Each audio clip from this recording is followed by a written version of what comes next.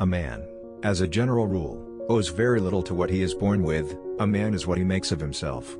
I would impress upon your minds the fact that if you want to do a man justice, you should believe what a man says himself rather than what people say he says. What this power is I cannot say. All I know is that it exists, and it becomes available only when a man is in that state of mind in which he knows exactly what he wants and is fully determined not to quit until he finds it. Man is the result of slow growth. That is why he occupies the position he does in animal life.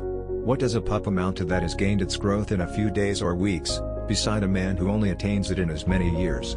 There cannot be mental atrophy in any person who continues to observe, to remember what he observes, and to seek answers for his unceasing hows and whys about things. The inventor is a man who looks around upon the world and is not contented with things as they are. He wants to improve whatever he sees. He wants to benefit the world. He is haunted by an idea. The spirit of invention possesses him, seeking materialization. Wherever you may find the inventor, you may give him wealth or you may take from him all that he has, and he will go on inventing. He can no more help inventing than he can help thinking or breathing.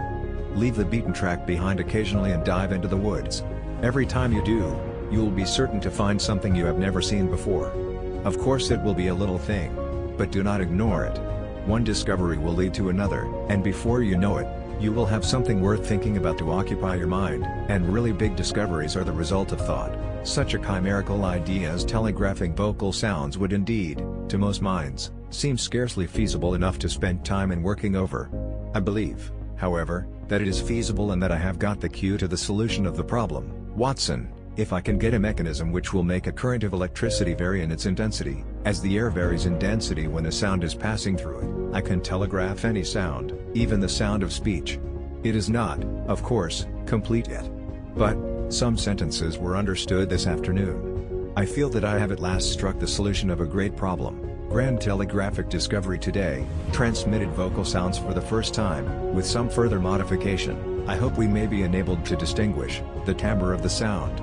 In this experiment, made on the 9th of October, 1876, actual conversation, backwards and forwards, upon the same line, and by the same instruments reciprocally used, was successfully carried on for the first time upon a real line of miles in length. The day is coming when telegraph wires will be laid onto houses just like water or gas, and friends converse with each other without leaving home.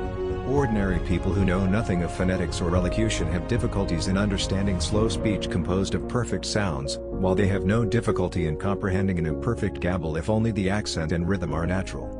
From my earliest childhood, my attention was specially directed to the subject of acoustics, and especially to the subject of speech, and I was urged by my father to study everything relating to these subjects, as they would have an important bearing upon what was to be my professional work. I have discovered that my interest in my dear pupil, Mabel, has ripened into a far deeper feeling than that of mere friendship.